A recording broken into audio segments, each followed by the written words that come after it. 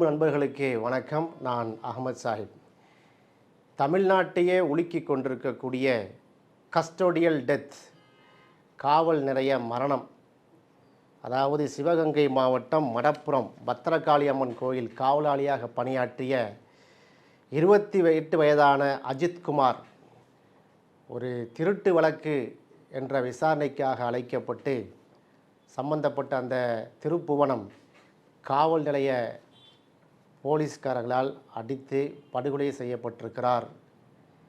இதுதான் அனைத்து மீடியாக்களின் தலைப்புச் செய்தி.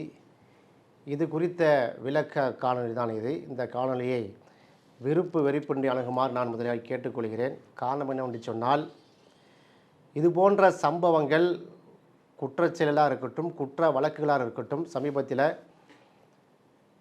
தமிழ்நாட்டில் நீதிமன்ற வழக்குகள் கூட அரசியலாக்கப்படக்கூடிய சூழ்நிலை இருக்கிறது.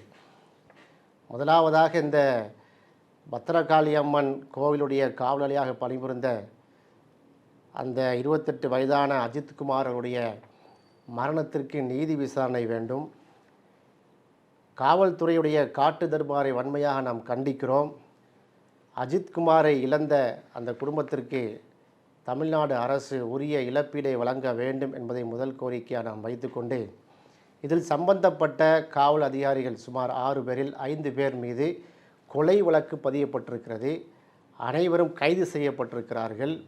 முதலமைச்சர் ஸ்டாலின் அவர்கள் இதை சிறப்பு கவனம் செலுத்தி இதை நான் விடமாட்டோங்கிற அளவுக்கு ஒரு ஆறுதலான வார்த்தையை சொல்லியிருக்கிறார். இந்த படுகொலை நிகழ்த்திய காவல்துறையினர் கைது செய்யப்பட்டிருக்கிறது சற்று ஆறுதலை தருகிறது. இருந்தாலும் இந்த மாதிரியான கஸ்டோடியல் டெத்து இதுக்கு ஒரு முற்றுப்புள்ளி இல்லாமல் இருக்குது. காவல்துறையில் மிகச்சிறந்த அதிகாரிகள்லாம் இருக்கிறாங்க, நமக்கு தெரிந்திருக்கிறார்கள். காவல்துறையில் நீதிமிக்க நேர்மைமிக்க அதிகாரிகள் நிறைய இருக்கிறார்கள். இன்றைக்கு கூட நீதிமன்ற வளாகத்தில் சேம்பரில் உட்காந்து பேசும்போது அந்த லஞ்ச் டைமில் அங்கே இருக்கக்கூடிய காவலாளிகள்லாம் இது சம்பந்தமாக பேசி கொண்டிருந்தோம். வழக்கறிஞர்கள் எப்பவும் காவலாளியை மீட் பண்ணுறது இயல்பு தான் உயர்நீதிமன்றத்தில். அதில் ஒரு காவலாளி இன்றைக்கி சொல்கிறாரு, கோர்ட்டு வளாகத்தில் வைத்து, ரொம்ப சங்கடம் சார், 9ஆம் கிளாஸ் படிக்கிறான் என்னுடைய மகன். அவன் இன்றைக்கி நார கேள்வி கேட்டுட்டான். காவல்துறையெலாம் இப்படி லத்தி எடுத்து அடிக்கிறீங்களே, சட்ட ஒழுங்கு நிலைநாட்டுமாங்கிற அளவுக்கு அவன் கேட்குறான். வயசு வெறும் 15 வயசு தான் ஆச்சு என் மகன். இதுக்கு பிறகு நான் காவல்துறைக்கு நான் இப்போ எப்படி நான் பணியாற்றுவதுங்கிற அளவுக்கு சங்கடப்பட்டார். அருகில் இருந்த இன்னொரு காவல்துறை நண்பர் சாப்பிட்டுக்கிட்டு இருந்ததுக்கு அவருக்கு உணவே ஏறலை, அவர் சாப்பிட முடியலை. இது போன்ற சில காவல்துறை நண்பர்களால் எங்களுடைய ஒட்டுமொத்த டிபார்ட்மெண்ட்டுக்கும் பெரிய பிரச்சனை சார். இன்றைக்கி பார்த்தீங்கன்னா காவல்துறையை நாராக கிழிக்கிறாங்க.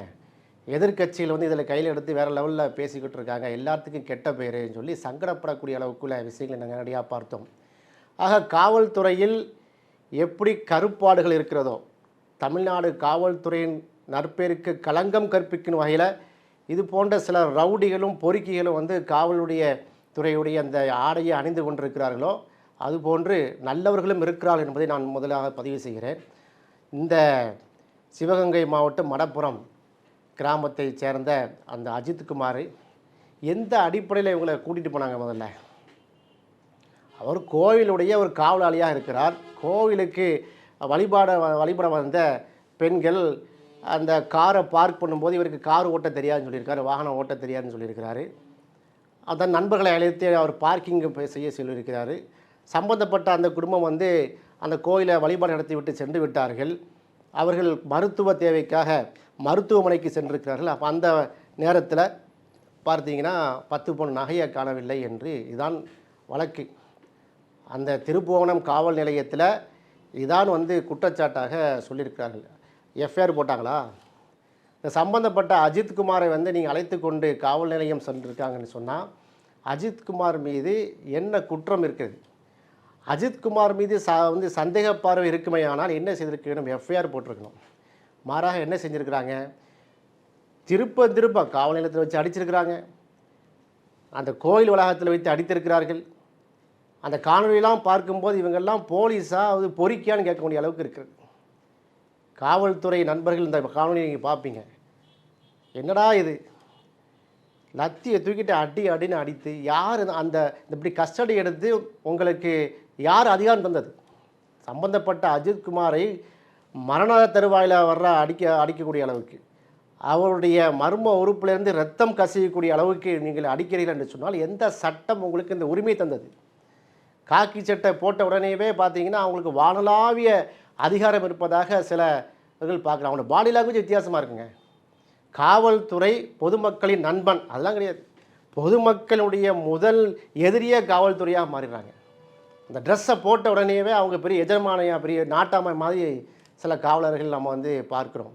நான் எல்லா அதிகாரியும் சொல்லவில்லை, சில ஆட்கள் இருக்க தான் செய்கிறாங்க.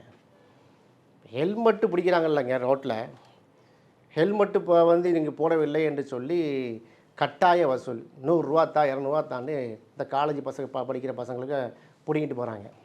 நாம் என்ன கேட்குறோம், உங்கள் கையில் 200 ரூபா கொடுத்துட்டான்னு சொன்னால் அவன் ஹெல்மெட்டு போடாமல் போனாலும் உயிர் பாதுகாக்கப்படுமா? எத்தகைய காவலாளிகள் இவர்கள்? இப்போ அதனால தான் இந்த விஷயம் கொழுந்து விட்டு எரிகிறது. தமிழ்நாடு அரசு சிறப்பு கவனம் செலுத்த போய் இன்றைக்கி பார்த்தீங்கன்னா நீதிமன்றத்தில் நாரகிளி கிழிச்சிட்டாங்க. நீதியரசர் எஸ்எம் சுப்பிரமணியன் மரியா கிளீட் அமர்வு மெஞ்சி இன்றைக்கி என்ன கேள்வி கேட்டாங்க? அந்த கேள்விக்கெல்லாம் பதில் சொல்ல முடிஞ்சிச்சா? அதாவது அஜித்குமார் லாக்அப் மரணம் தொடர்பாக இன்றைக்கி வழக்கு விசாரணை வந்தது. மதராஸ் உயர்நீதிமன்றம் சென்னை நம்முடைய மதுரை கிளையில் பொதுநல வழக்கு தாக்கல் செய்யுங்க, நாங்கள் சூமோட்டாவாக எடுக்கிறோங்கிற அளவுக்கு ஜட்ஜஸ் வந்து இன்றைக்கி வந்து கோவப்படுற அளவுக்கு இருந்தது. அப்போ அவங்க கேட்ட கேள்வி, மரணமடைந்த அஜித்குமார் என்ன தீவிரவாதியா? யார் ஜட்ஜி கேட்குறாங்க.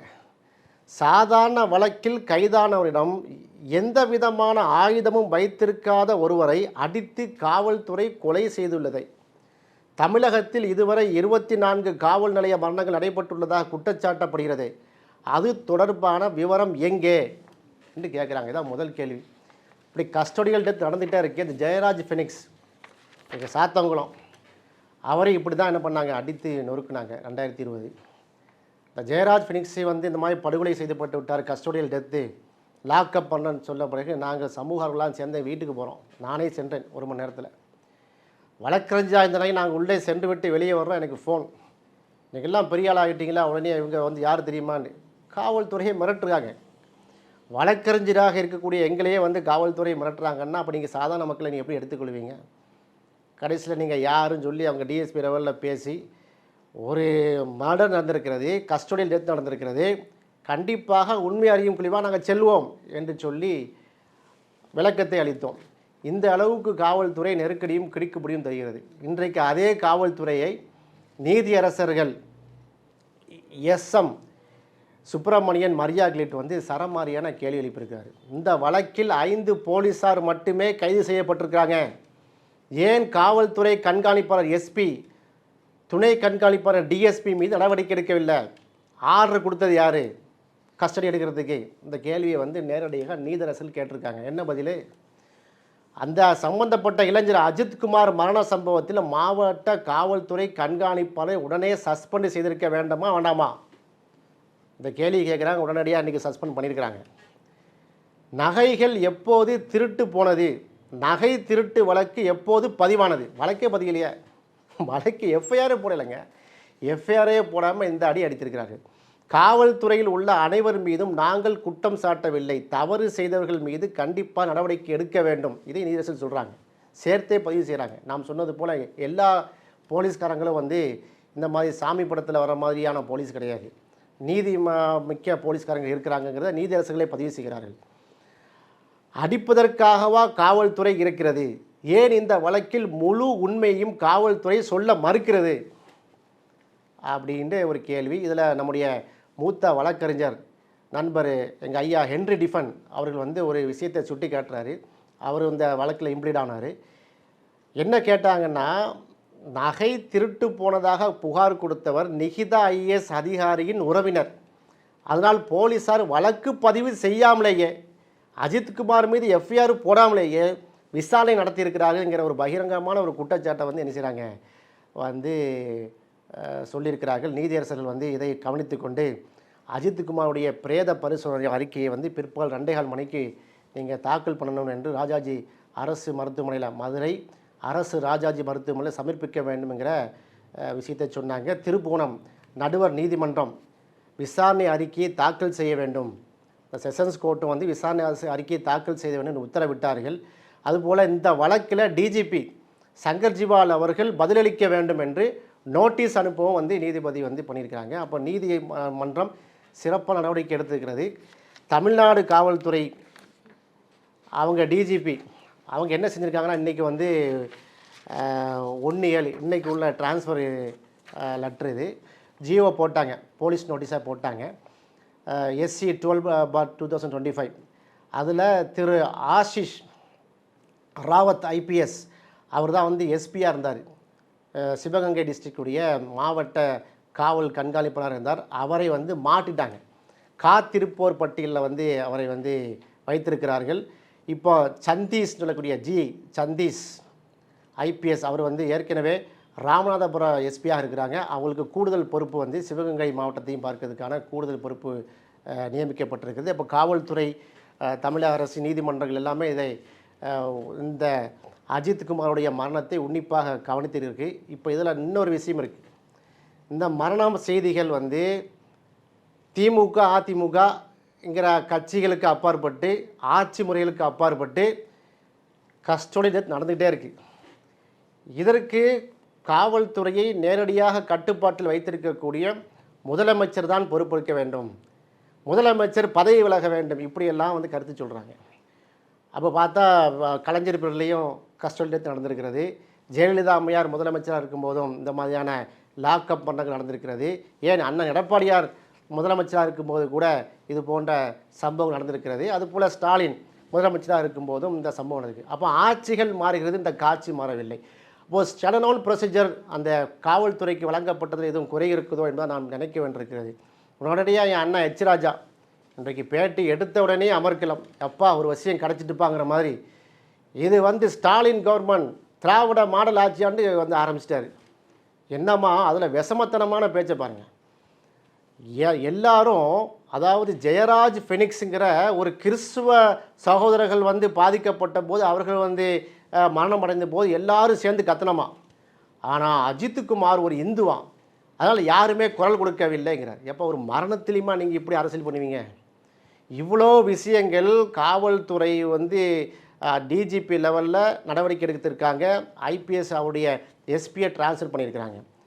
நீதிமன்றம் அவ்வளோ கிடுக்குப்பிடி உத்தரவு போட்டிருக்கிறது.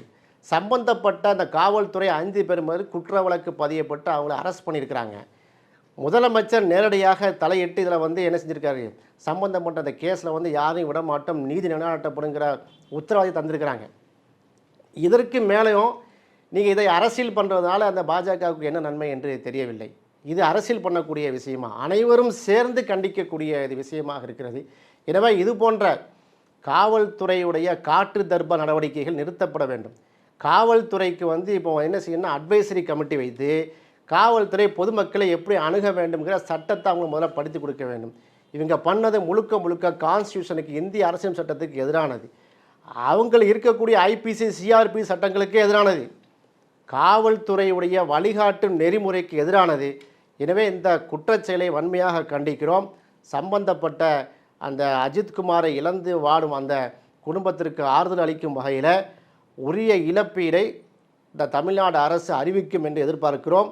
இதை வைத்துக்கொண்டு அரசியல் நடத்தும் வந்து அற்பர்களை புறந்தள்ளுமாறு நம்ம என்ன செய்யணும், இந்த காணொலி வாயிலாக கேட்டுக்கொள்கிறோம். நன்றி.